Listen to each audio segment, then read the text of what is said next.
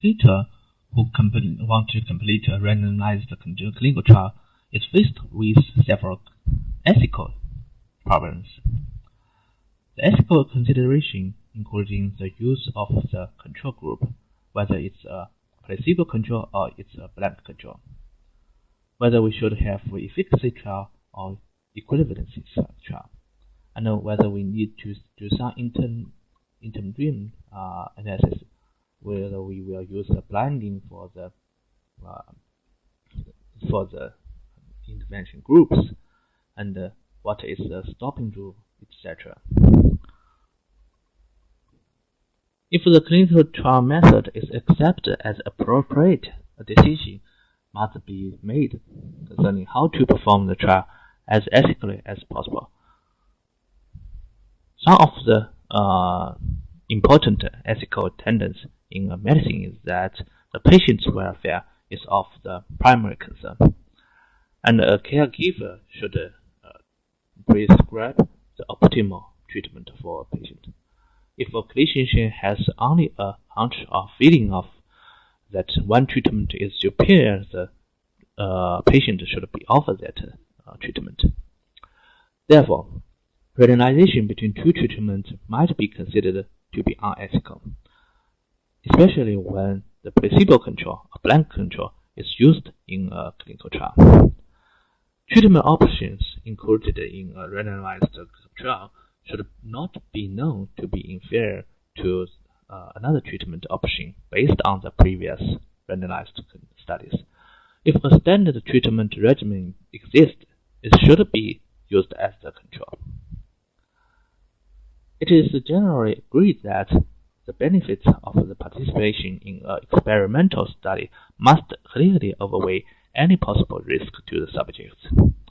Ethical concerns may arise in a clinical trial if one or more of the treatment options may bring about the certain reactions, the adverse effects, or if early data suggest but do not establish a therapeutic advantage for one of the treatment.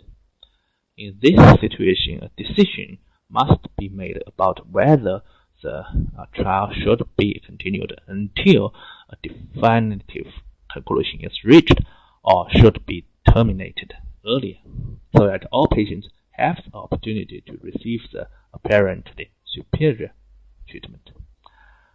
Therefore, patients should be told that they are part of a clinical trial and should be informed in understand language about all treatment options, the risk and the benefit of participation, and the nature of the randomization. That's why we emphasize that informed consent is the most important ethical consideration in the clinical trials.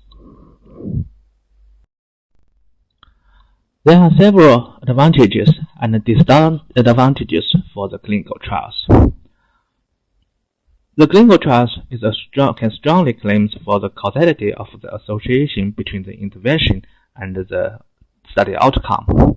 It can control most of the biases and confoundings that was enrolled in the observational studies. We can tightly control on the exposure or treatment for the study. And all the clinical trials have very high internal validity that was showed in the clinical trials. And it is also possible to examine multiple outcomes in the clinical trial. There are also some disadvantages for the clinical trial. It is usually very time-consuming for a clinical trial to finish in the time, and it's quite expensive, and we'll need a lot of resource to conduct a clinical trial. There's one problem within the clinical trial is that whether the patients will comply with our interventions, and some of the patients will drop out, and this dropout will probably influence the results. And sometimes there will be some severe ethical constraints for the clinical trials. Another issue is the generalizability. The generalizability of the clinical trial might be limited due to the selection of the participant according to the inclusion and the exclusion criteria. In this figure, we show the internal and external validity of the clinical trial. We can see in the below part that the study population was randomized into the new treatment and current treatment group, and within this randomized clinical trial, they have a very good internal validity. Well, when we talk about the generalizability or external validity, we want to test whether the results in our clinical trial can be representative of the reference population. And this generalizability might sometimes be problematic. In clinical trial, there's a problem about the compliance to the other intervention. It means that the adherence to all the requirements of the trial related of physicians or researchers. So the patient might drop out or even drop in the clinical trial, and the drug use will cause some compliance problems. Randomized clinical trials have been widely accepted as the gold standard for evaluating the efficacy and safety of the therapeutical interventions, because several measures are incorporated to minimize the bias. Randomization is mainly used to minimize the confounding bias. In addition, randomized clinical trials are essentially prospective studies, so the cause precedes the effect, which is in accordance with the temporal sequence from the cause to the effect. However, it should be noted that clinical trials are also vulnerable to some type of the bias, such as the loose to follow-up bias. As a prospective study, patients in the clinical trials must be followed to determine the efficacy and the safety of the tested therapeutic intervention, making the loose to follow-up inevitable. During the trial, patients must be lost to follow-up due to several reasons, such as moving away, dying from the other disease or accidents, being lost to contact, losing interest in the trial, being busy or ill, etc. If there is a systemic difference in the characteristics associated with the outcome between the patients who are lost to follow-up and those who complete the study, bias might occur. Several measures should be employed to control the loose to follow-up bias. When selecting patients, those who are more likely to be followed well should receive the top consideration. Patients should be briefed on all the aspects, including the aim, the methods, the possible benefits and risks of the trial to obtain their cooperation. Blinding should be applied since bias might result from their knowledge of the treatment assignment. The other biases including the co-intervention bias and the contamination bias. Co-intervention bias can occur if patients in the experiment group receive other effective treatment, and this will lead to overestimating the effect of the tested therapeutic intervention.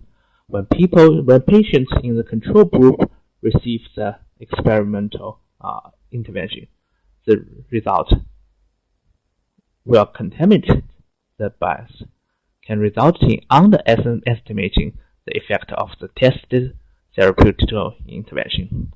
These two types of bias stem from the patients not following protocol for their assigned treatment. The following measures should be applied to control such bias, such as blinding should be applied because seeking or providing other treatments might be due to patients or care providers' knowledge of assigned treatment.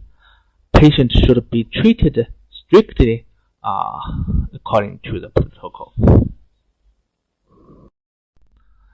In the end, I would like to share with you another trial that is not randomized clinical trial, that is a field trial.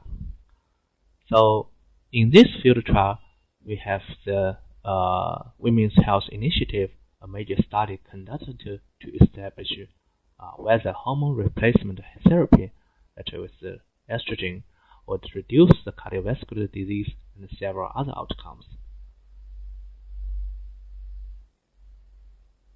So in many observational studies, such as case control study, cohort study, had supported the hypothesis that hormone replacement therapy reduced the cardiovascular disease risk in postmenopausal women. And when many women were receiving these prescriptions, but some scientists argued that a randomized trial are essential to demonstrate the relation, and were eventually able to persuade a huge study was designed to test the hormone replacement therapy in relation to several outcomes, including cardiovascular disease and breast cancer.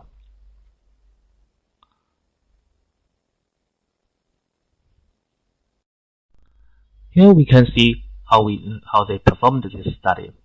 About 370,000 women's initiatives were initiated, screened, and about 18,000 women provide consent and report no hysterectomy, so that they are going to be randomized. And in the end, 16,000 women were randomized into two groups. One is assigned to receive estrogen and progestin, while the other group of women were assigned to receiving placebos.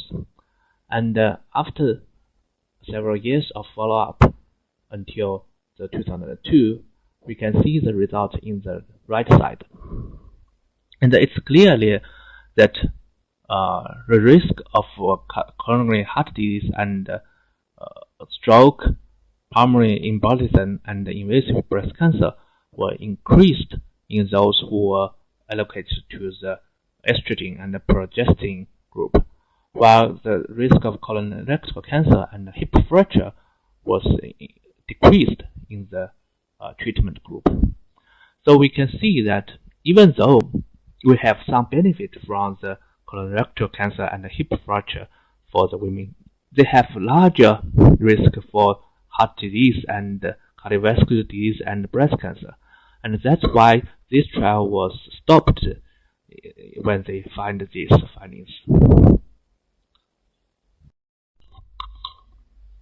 In the end, I would like to emphasize some of the concepts of this lecture. We should understand what is a clinical trial, what we do with blinding and randomization, and what are these randomization different methods. And we need to understand why we choose a control group and how the control groups are chosen, what kind of type of control group can be chosen. And we will also need to understand the advantages and disadvantages of the clinical trials. That's all for today's lecture.